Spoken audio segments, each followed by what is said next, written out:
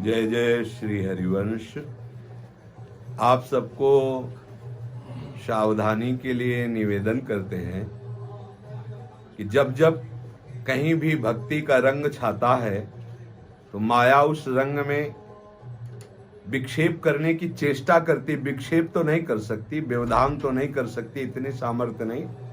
पर भावुक जनों के मार्ग में विक्षेप डालने का प्रयास करती है। जब भक्तों का भक्ति वैभव प्रकाशित होता है, नाम कीर्तन गुण लीला गायन, और बहुत से पिपासुजन वहां शरणागत होकर भक्ति रस का आनंद लेते हैं, तो ये बलवती माया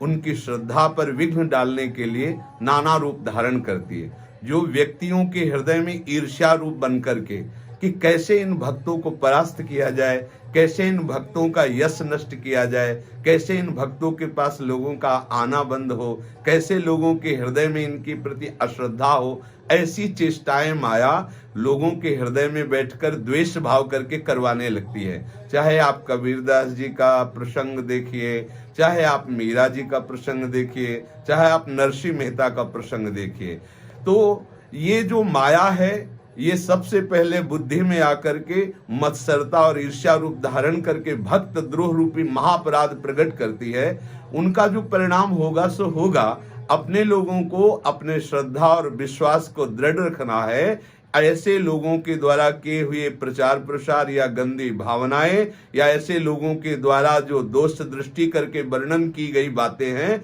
उन पर ध्यान नहीं देना है, क्योंकि उनका ध्यान हमें अपने भक्ति में आकर्षित करना है, ना कि उनके द्वारा दिए गए मायाकृत दोषों को अपने ध्यान में रखकर भक्ति का मार्ग बाधित करना है। ये कलिकाल है, ये ऐसा रचना रचेगा, ये ऐसा प्रचार प्रसार करवाएगा कि भक्ति का ह्रास हो, भक्ति रहित हृदय हो और व्यभिचार, पाखंड, नाटक इसकी बढ़ोतरी हो। इसलिए सबसे प्रार्थना है कि ऐसे लोगों की भावनाओं का किंचन मात्र ना श्रवण करें, ना मन में विचार करें, ना आदर करें, क्योंकि ऐसी भावनाओं से सतमार्ग नष्ट होता है। स्वयं तो सतमार्ग में चल नहीं सकते, पर सतमार्ग में चलने वालों के प्रति ये नाना प्रकार की कटु व्यवहार, प्रतिकूलता का व्यवहार, दोष दृष्टि का व्यवहार करते हैं और ऐसी बातें और ऐसी रचना करते हैं जिससे लोगों के हृदय में संतों के प्रति अश्रद्धा हो। इसलिए आप सबको निवेदन करते हैं कि सावधान होकर आप प्रभु से प्रार्थना कीजिए